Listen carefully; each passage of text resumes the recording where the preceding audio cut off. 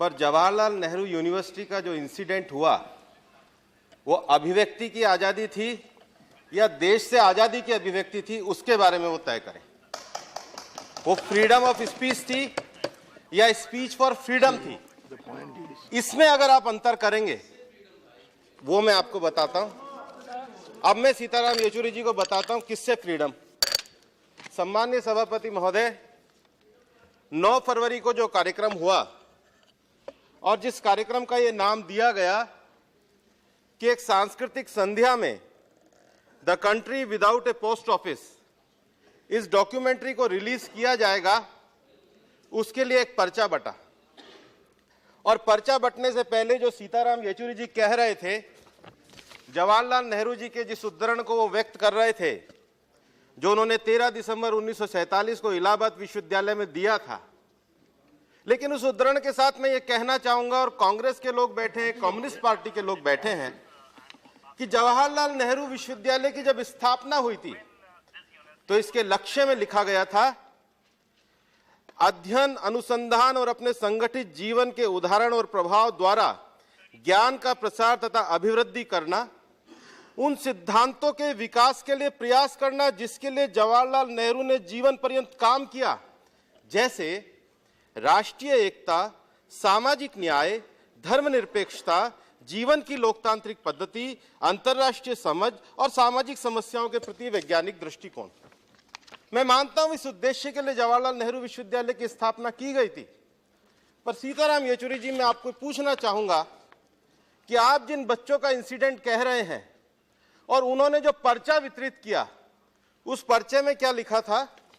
उसमें लिखा था, Kashmir did not belong, nor does it belongs to Manmohan and Modi's to the recent time, who keep flaunting this inalienable crown to the whole world, what they consciously invisible that how the occupation of this territory has taken place through might of the brutal force, rewriting history, obliterating memories and facts. इसका आप समर्थन करेंगे? ये पर्चा बांटा गया था, ये पर्चा बांटा गया था जिनको गिरफ्तार किया है। ये पर्चा उन्होंने बांटा था जिनको देशद्रोह में गिरफ्तार किया है। आप सुनिए ना, आप सुनिए, ये आप उसके बाद सुनिए, ये आप सुनिए, मैं उस पर्चे को पढ़ रहा हूं। सर मुझे डिस्टर्ब मत करिए, ये मुझे डिस्टर्ब मत करिए। मैं आज एक बात, ये मैं सर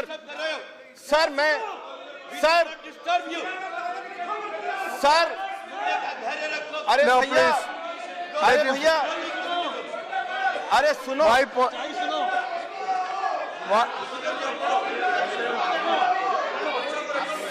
सर मैं पर्चा रिकॉर्ड पर रखने को तैयार हूं। Now all of you speak. What is the point? Yes. मैं आगे पढ़ना चाह रहा हूं। Yes. What is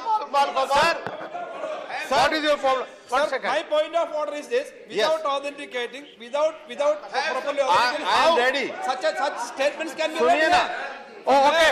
He is सुनने का quoting. धैर्य रखिए। You want to authenticate it? हाँ. No, It's not put on the- Okay, I heard it. Yes. What is your point? Yeah. नहीं, मैं समझ लूंगा। Yeah.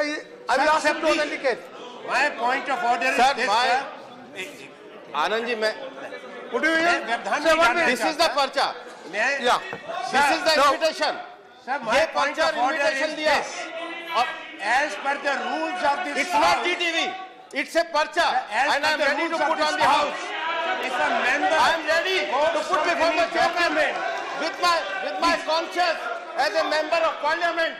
कृपा करके You ये बता दे कि इसका लेखक कौन है और इसका पुष्टिकरण करके पटल पर रखें। अगर मेरे जवाब से आप संतुष्ट न हो, आज इस सभा में कहती हूं मायावती जी, मैं आज बसपा के एक कार्यकर्ता और आपके नेताओं से कहती हूं, सर कलम करके आपके चरणों में छोड़ देंगे अगर मेरे जवाब से आप